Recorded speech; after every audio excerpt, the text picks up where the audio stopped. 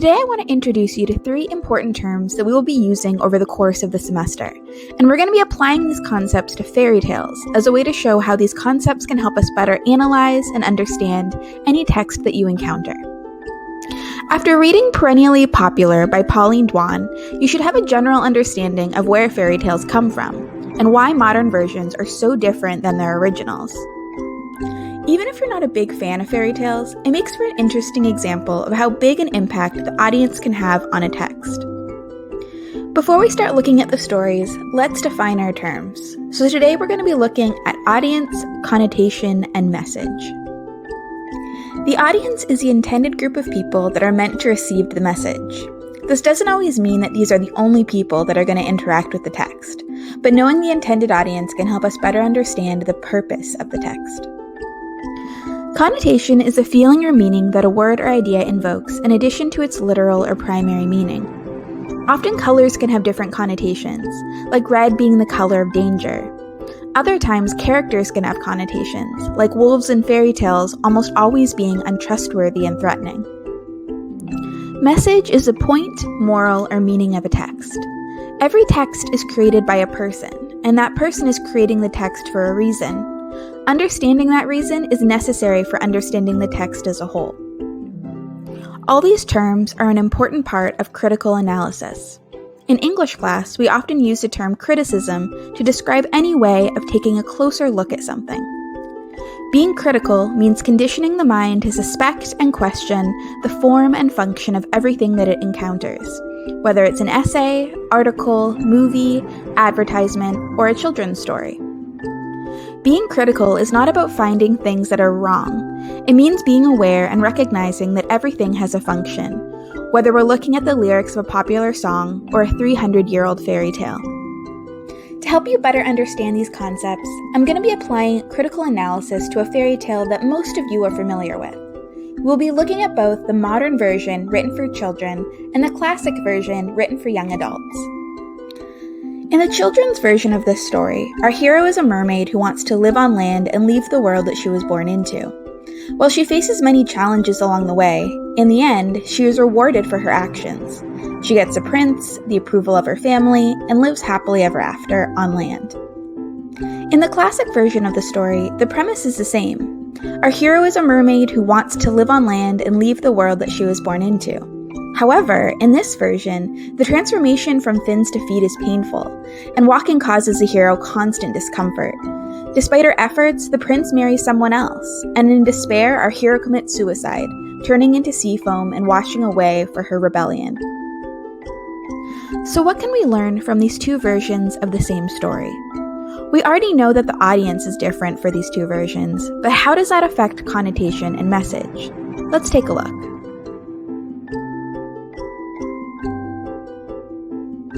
So for my analysis today, I'm going to start with the children's version of the story, and I'm going to be using the Disney version, which was released in 1989. While that may seem like a long time ago, in terms of human history, it's pretty modern, and the way that we create movies for children hasn't changed all that much. So let's look at connotation. In the story, we have 2 royal families. Both Ariel and Eric are the children of kings, who rule in a monarchy. Both of these characters live very comfortable lives, and neither character seems all that concerned with the politics or the responsibility of trying to rule a kingdom. Even if you didn't grow up with this story yourself, you likely grew up with the general knowledge of princes and princesses. For most modern-day children, especially in the West, the connotation about monarchy is that it is a fantasy that exists far away from their real lives. There is no concern if Ariel or Eric would be good rulers because that isn't the point of the story. In addition, we see Eric as a kind and thoughtful prince. He doesn't want the expensive statue of himself or the elaborate meals. He wants to go out on adventures and take carriage rides, and that is believable in this fantasy world. Because the modern child's connotation of royalty comes from their storybooks and movies, not from actual history, the concept of Eric wanting to rebel against his responsibilities makes sense, at least to a modern audience. Another way that connotation impacts the story is how we see the relationship between Ariel and Eric. Ariel and Eric meet, date, and marry all on their own accord, no one sets them up, and no one's parents grant permission or oversee their time together.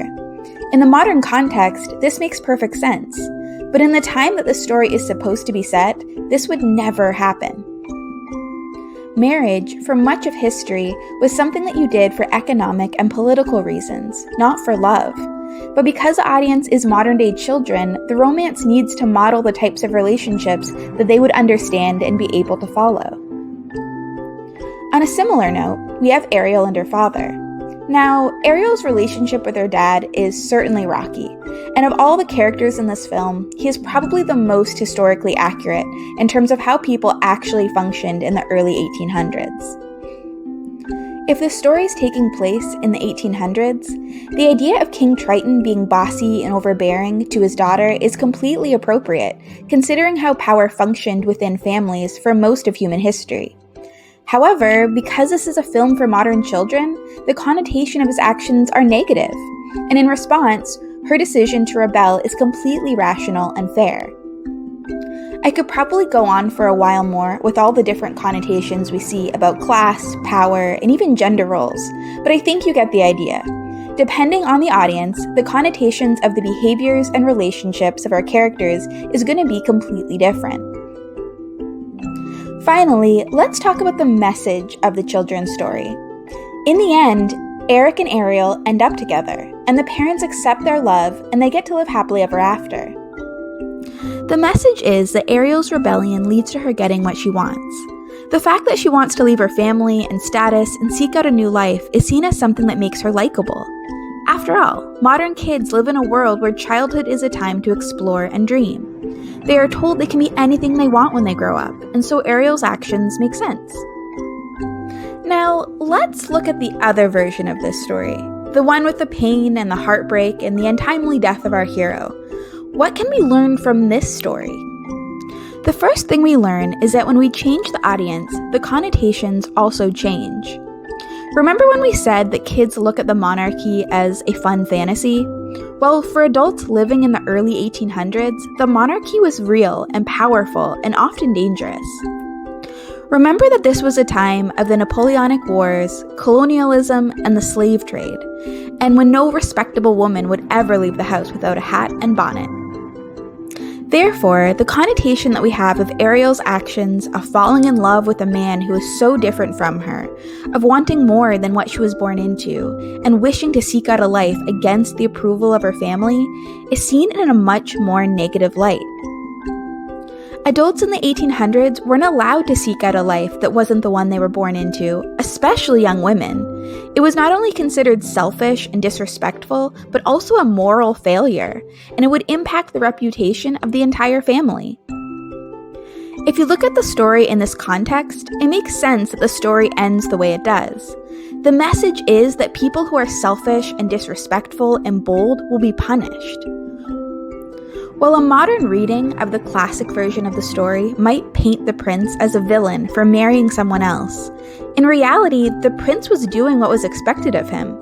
He married the woman that his parents wanted him to marry, and who would act in a way fitting for her position as the future queen. Our hero ends the story by being reminded of her place, and this was an important message for young adults who needed to maintain the status quo and ensure the success of their families. So you're probably asking, why does this all matter? Why bother analyzing an outdated story with a depressing, messed up ending and problematic message? The answer is that stories do matter. The Little Mermaid never existed, but the story represents a repressive reality that many young people had to live with, and by being able to find the fact within the fiction, we have a better understanding of this tiny part of history. We live in a world that is in many ways more progressive than the past, but that should not be taken for granted. I want to teach you to be critical of everything that you hear, see, and read. This unit we will focus on children's stories, but in time we're going to tackle bigger ideas and concepts. There is no one way to analyze a text, and I look forward to learning from all of you as we tackle these ideas together. For your assignment, we're going to be moving from fairy tales to scary stories. I'm going to be giving you a scary story that you're going to be analyzing. make sure that you keep in mind the intended audience, which is going to be children, and how that intended audience changes the way that we read and understand the story.